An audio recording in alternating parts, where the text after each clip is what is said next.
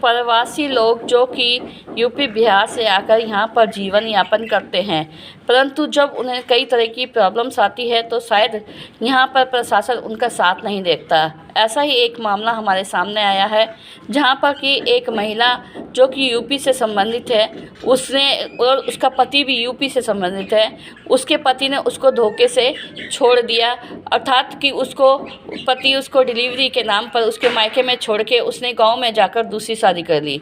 जब उसने इसकी शिकायत थाना फोकल पॉइंट में की तो वहां के अधिकारी ने कहा कि वे इस मामले में कुछ नहीं कर सकते हैं। एक लड़का है जो यूपी का है, मैं भी यूपी की रहने वाली हूँ। जो हम दोनों ने शादी की है और उसके बाद 3 साल रहे भी साथ में। 3 साल में 2 बच्चे भी हुए। उसके जब दूसरा बच्चा होने वाला था तो मुझे माँ के यहाँ छोड़ के दोबारा जाके अपने घर शादी कर लिया, दूसरी शादी कर लिया।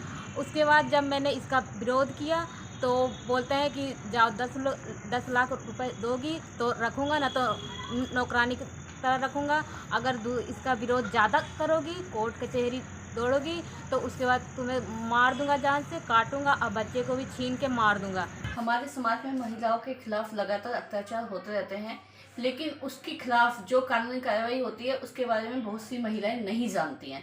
तो आइए आज हम वकील साहब से बात करते हैं कि यदि महिला का पति 2 लाख के लिए शादी कर दे तो उसके लिए क्या उसके अधिकार हैं।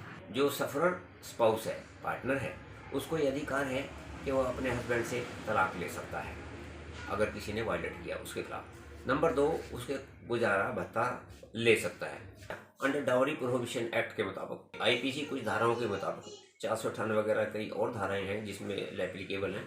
डिटेल में नहीं जाकर के मैं ब्रीफ में आपको बताता हूँ।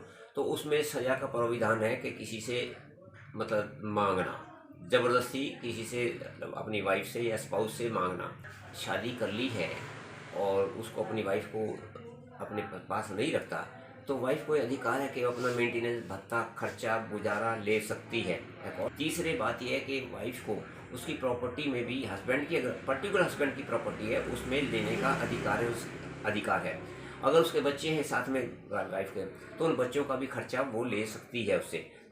1 साल तो कुछ नहीं बोला, एक बच्चा हुआ तो कुछ नहीं बोला। फिर मैं बोले कि घर चलो, अब घर चलो तो वो बोलता है कि अगर ऐसे जाऊंगा कम से कम पैसे तो मेरे पास आ जाए, पैसे लेके आओ, कम से कम 5 लाख तो लेके आओ ताकि मैं अपने पिताजी को दे सकूं। आपने उससे कभी पूछा कि ये आपके पिताजी डिमांड क्यों कर रहे हैं पैसे की? दहेज लेना तो एक अपराध है। हाँ, वो जब मैं गुस्सा हूँ इस बात के लिए कि शुरू में तुम क्यों नहीं बोले ये सब बात कि मुझे पैसे चाहिए, तो वो बोलता है कि तुम अकेले लड़के हो, तुमने अपनी मतलब शादी की हो, कुछ दहेज लेके नहीं आए हो, गांव समाज क्या बोलेगा।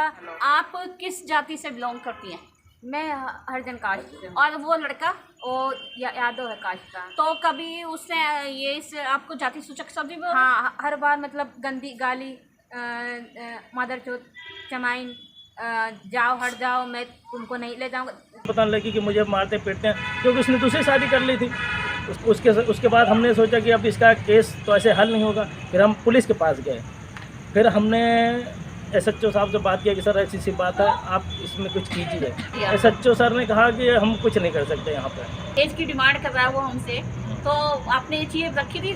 सारी बातें मैंने SHO सर से रखी थी, पर पता नहीं क्यों उन लोगों ने कार्रवाई करने में आनाकानी की। कितने महीने हो गए धक्के खाते हुए? 2 महीने हो गए। अब हम चाहते हैं कि जिस तरह इस लड़के की ज़िंदगी बर्बाद हुई है उस लड़के को अरेस्ट किया जाए, ये पर्चे उसके खिलाफ पर्चा हो और वो जेल जाए, नहीं तो इस लड़की की तरह ना जाने कितनी लड़कियों की ज़िंदगी बर्बाद करेगा वो। हमारे इंडिया में इस तरह के कितने केस होगी ऐसे केसेस की, और उन लोगों को सज़ा होती है या नहीं होती है? मतलब लोग तक कानून की पहुंच हो पाती है? देखिए, अगर कोई उनको सिंसियरली सलाह देता है तो उसको अमल नहीं करना चाहते। उनकी मजबूरी है, एक तो उनके पास पैसा नहीं है, दूसरे एजुकेशन की कमी है, तीसरी बात यह है कि उनको इन्वायरमेंट ये नज़र आता है कि जस्ट अगर आप मान लिया सपोज आप हैं, आपके खिलाफ कोई ऐसा हुआ तो आप किससे सलाह दी तो आपके जो पड़ोसी हैं या जान पहचान वाले वो आपको डिस्करेज करेंगे। पुलिस रूल्स के मुताबिक जो है ना, इसका प्रावधान है कि अगर कोई भी व्यक्ति किसी भी लेडी के साथ, चाहे उसकी वाइफ है चाहे कोई लड़की है, मतलब महिला है अगर वो, तो उसको जो है मतलब प्रताड़ित नहीं कर सकता, उसके साथ गाली गलौज नहीं कर सकता, उसको इंसल्ट नहीं कर सकता, उसके साथ मारपीट नहीं कर सकता, उससे जाति नहीं कर सकता, उससे छीना झपटी नहीं कर सकता, उससे ज़बरदस्ती कोई चीज़ नहीं ले सकता। अगर वो ऐसा कोई भी आदमी, चाहे भाई बहन बाप कोई भी करता है, हस्बैंड चाहे, तो उनके खिलाफ जो है, जो और मुलजिमों के खिलाफ, आम आदमियों के खिलाफ ऐसा करने का पर सज़ा मिल सकती है, वो भी उसी सज़ा का अधिकारी है।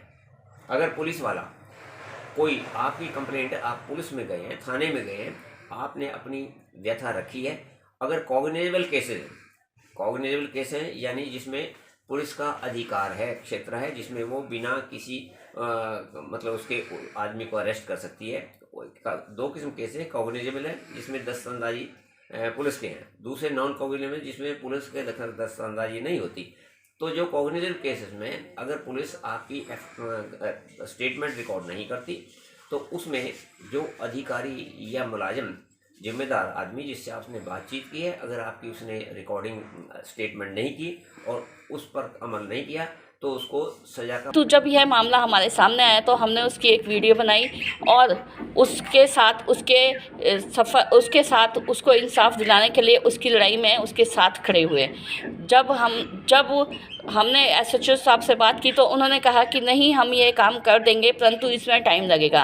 महिला को पहले ही 2-3 महीने थाने के धक्के खाते हुए हो गए थे, परंतु उसे इंसाफ नहीं मिल रहा था। जब SHO साहब ने कहा कि अभी और टाइम लगेगा, तो हमने महिला से बात की और उस थाने के खिलाफ काफ़ी लोगों के साथ मिलकर वहाँ पर धरना दिया। इतने छोटे बच्चे को लेकर लगातार धक्के खा रही है, लेकिन फिर भी यहाँ के SHO साहब प्लस जो पुलिस अधिकारी हैं वो इसकी सुनवाई नहीं कर रहे हैं। उनका कहना यही है कि हम इस केस में कुछ नहीं कर सकते। जब प्रशासन से क्या मांग करते हो आप? सर, प्रशासन से हमारी यही मांग है कि जो ऐसे अधिकारी जो जनता की सुनवाई नहीं कर सकते, जो अपना फ़र्ज पूरी तरह से नहीं निभा सकते, ऐसे पुलिस अधिकारी को सस्पेंड किया जाए। अंजलि नाम ਦੀ ਇੱਕ ਲੜਕੀ ਸੀ, ਇਹਦੇ ਹਸਬੈਂਡ ਨੇ ਪਹਿਲਾਂ ਇਹਨਾਂ ਨਾਲ ਮੈਰਿਜ ਕਰਵਾ ਲਈ। ਇਹ SC ਕਮਿਊਨਿਟੀ ਨੂੰ ਬਿਲੋਂਗ ਕਰਦੀ ਸੀ। ਉਸ ਤੋਂ ਬਾਅਦ ਉਹਨੇ ਇਹਨੂੰ ਛੱਡ ਕੇ ਕਿਸੇ ਹੋਰ ਲੜਕੀ ਨਾਲ ਮੈਰਿਜ ਕਰਵਾ ਲਈ। ਉਹ ਕੰਪਲੇਂਟ ਇੱਥੇ ਚੱਲ ਰਹੀ ਸੀ ਤੇ ਉਹਦੇ ਰਿਗਾਰਡਿੰਗ ਇਹਨਾਂ ਨੇ ਲਾਇਆ ਸੀ ਧਰਨਾ। ਉਹ ਹੋ ਗਿਆ ਇਸ਼ੂ ਸੋਲਵ। 420 ਵਗੈਰਾ ਜੋ ਕੰਪਲੇਂਟਸ ਹੁੰਦੀਆਂ ਨੇ ਇਹਨਾਂ ਨੂੰ ਥੋੜਾ ਟਾਈਮ ਲੱਗਦਾ ਹੁੰਦਾ। ਜੋ ਰੈਲੇਵੈਂਟ ਸੈਕਸ਼ਨਸ ਨੇ SC ST ਐਕਟ ਤੇ ਜੋ 420 498 ਵਗੈਰਾ ਸਾਰੀਆਂ ਲਾ ਕੇ FIR ਦੀ ਰਿਕਮੈਂडेशन जब वहाँ पर धरना दिया गया तो धरने के दौरान ही वहाँ पर ACP साहब आए और उन्होंने आकर हमसे बातचीत की और कहा कि नहीं है, आपकी कार्रवाई हो जाएगी। जब ACP साहब ने तुरंत ही हमें अंदर बुलाया और वहाँ पर इस केस में एक्शन लेते हुए पर्चा दर्ज किया। इससे यह हमें एहसास हुआ कि अब महिला को न्याय भी मिल जाएगा और उसके बच्चों के लिए इंसाफ भी मिलेगा और साथ ही उनका जो हक बनता है वह भी उन्हें मिल जाएगा। मैं मंजू लुधियाना से, इंडिया अनहर्ड के लिए।